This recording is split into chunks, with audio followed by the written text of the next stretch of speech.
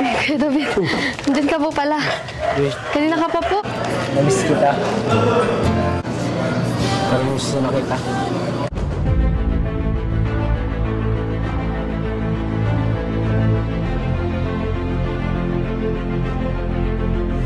Ayun! Shoutout guys! Muli, welcome to my YouTube channel. Ito po si Kuya July, ang inyong katugang, ang inyong kalingap, na muling bumabati po sa inyo ng magandang araw, magandang gabi, sa ang sulok man po tayo ng mundo naroroon. At sa araw na ito, meron po tayong panibagong vlog. Pag-usapan po natin yung patungkol kay Joy at saka po kay Kuya David.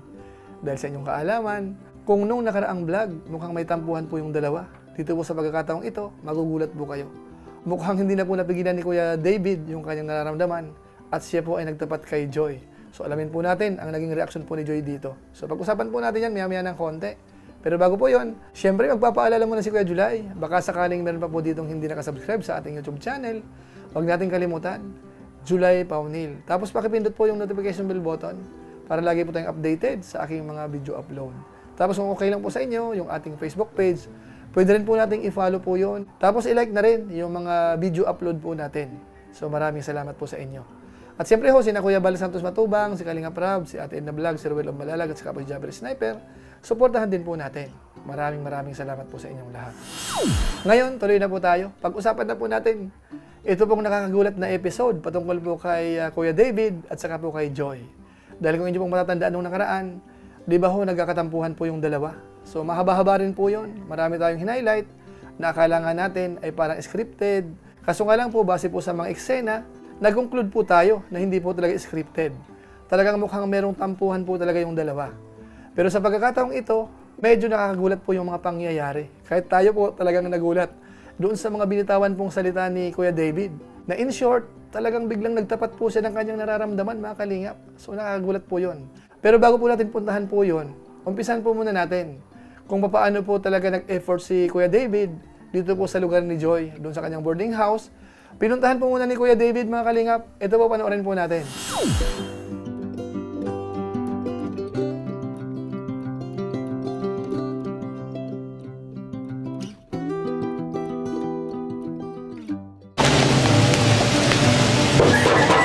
Joy! Joy! Joy! Yan po si Kuya David. At ang nakakatawa po, katok po siya ng katok, ay nakalak po yung pinto, mga kalingap. Kita mo nga ganda doon! Joy, kita to! Pero ito, wala si Joy! Ay nako, yung tali, nung naligaw ka sa lakbak! Kaya maya-maya po ng konti, dumating na po si Joy. So ito na po, nakausap na po nila. Pati yung mga kasamaan po ni Kuya David, bago po siya nakita na nag-aabang po doon sa pintuan, mga kalingap. Ito po, panoorin po natin. Oo nga. Hello po. Ay, kamusta? Ay, wala. Taga ka si Julia Montes. Kanina pa po kayo? Oo, kanina pa. Nag-aano po pala kayo dito, Kuya Arjun? Yung isa kasi doon. Alam mo naman natin, Joy, kakakagigig. Hindi talaga nakakawagisod ng tanga. Katulad ng isa doon. Kuya David, andyan ka po pala. Kanina ka pa po. Wala ka pala dito. Hindi naman. Pasensya na, galing po akong school ay. Mga 10. Grabe, anong oras na? Alas 12 na. Ano lang po, labasan lang namin sa school. Ay, sure. Ano po yung... Ah, wala. Wala. Grabe, ang init dito sa labas.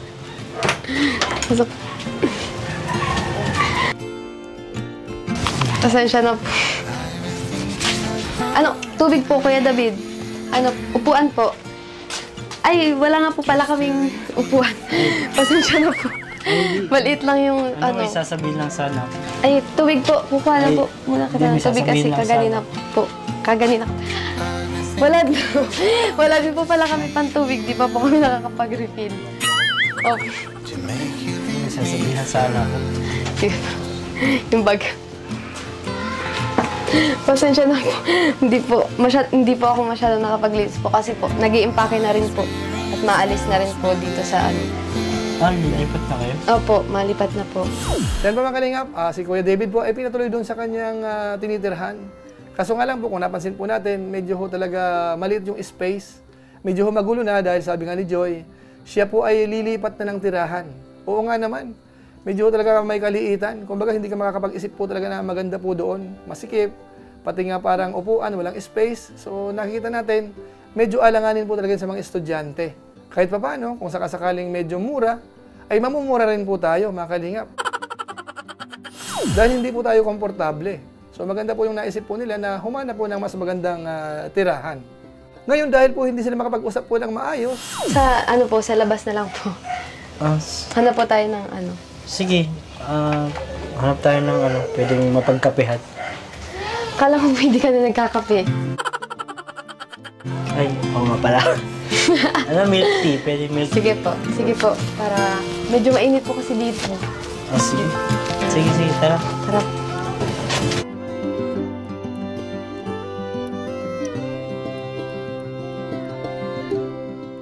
Order muna tayo? Sige po, ano po sa akin kape? Okay. Sa'yo po, anong order niyo? Fruit tea sa akin. Fruit lang. Ngayon, dito po sa pag-uusap po nila, ang gusto ko pong i-highlight ay yung paghingi po ng pasensya ni Kuya David, mga kalingap. Dahil nga po, gaya ng sinabi ko kanina, talagang medyo alanganin po yung kilos ni Kuya David nung nakaraang vlog ni Kalingap Rab. Pero sa pagkakataong ito po siya. Joy, pala. Pasensya pala nung nakaraan na yun. Pagpunta namin sa inyo. Bahay. Pasensya ka na dun sa inasal ko. Okay lang po kayo, David. Mga pala. Para sa ngayon, 3 words. I am sorry. Pwede din please forgive me. Sabi mga kalingap, yun na po yung usapan po nung dalawa. Ngayon po, meron pa akong dalawang gustong i-highlight. Unahin ko po muna yung mga parinig po ni Kuya David. Yung parang mga hugot, mga kalingap.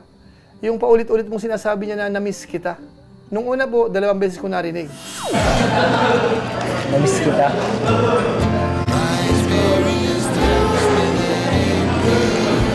Sarap. Hindi ka na po talaga nagkakape, hindi mo nami-miss.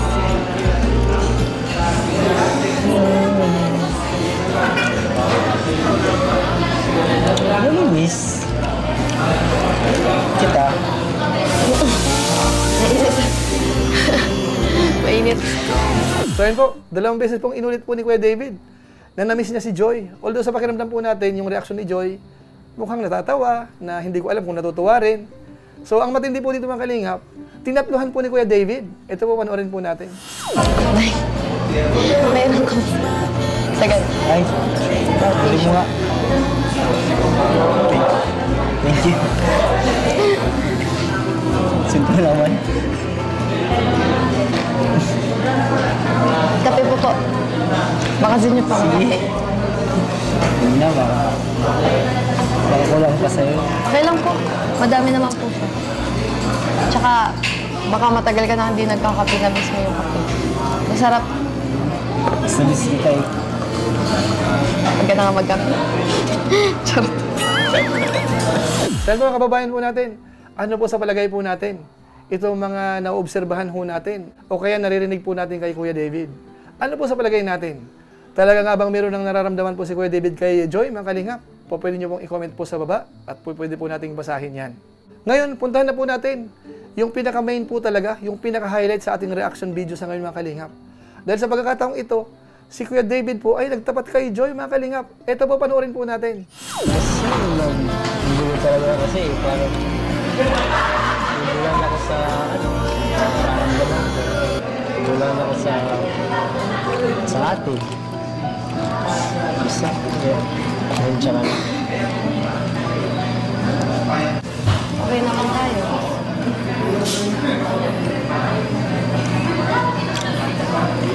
Wala kasi alam. Ako yata yung Hindi ko alam. Kasi Joy, paano ko ba ito sasabihin? Parang gusto na kita. You gotta help me disappear from all those voices that I feel. Ano po? Ang naitanong niya po, ano po? At inulit pa rin po ni Kuya David, na gusto na kita.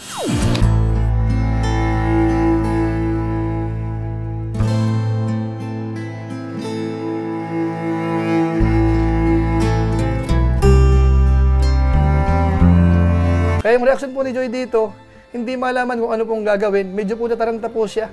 Bigla pong nagpaalam na mag-CCR. Kaso nga lang po, dala-dala yung kape. Ito po, panoorin po natin. Ay, ma-CR lang po ako. Hindi po ang CR. You're my ears when I can't hear. You know what's right from wrong, what to say and what's wrong. Dala mo yung kape. No, there's more that I can bear. Then po, kababayan po natin, mga kalingap. Iyon po si Joy. Sa pakiramdam po natin, mukhang nataranta po doon sa narinig kay Kuya David. Pati yung kape, gustong dalhin sa CR, mga kalingap. Although, siyempre, ibinalik naman po. So, yan po mga kababayan po natin. Iyon po yung latest dito po sa dalawa. Dito po sa pagtatapat po ni Kuya David kay Joy. At yung reaksyon naman po ni Joy ay napanood din po natin. Ngayon ang tanong, ano kaya ang susunod na kabanata po dito po sa napanood po natin? Totohanan na po kaya ito, mga kalingap, yung narinig po natin kay Kuya David? Totoo kaya yon, mga kalingap? Ano ho kaya ang mga susunod pang mapapanood po natin sa dalawa, mga kalingap? Siguro po, yan po ang abangan po natin sa mga susunod na vlog ni Kalingap Rab patungkol po dito. Dahil mukhang nag-iba po yung ihip ng hangin, mga kalingap. Magkakaseryosohan ho kaya yung dalawa? Ano, mga kalingap? So abangan na lang po natin yan. So siguro po pansamantala, sa ngayon, magpapaalam po muna tayo. Pero gaya po ng dati, meron lang po muna tayong isa shout out.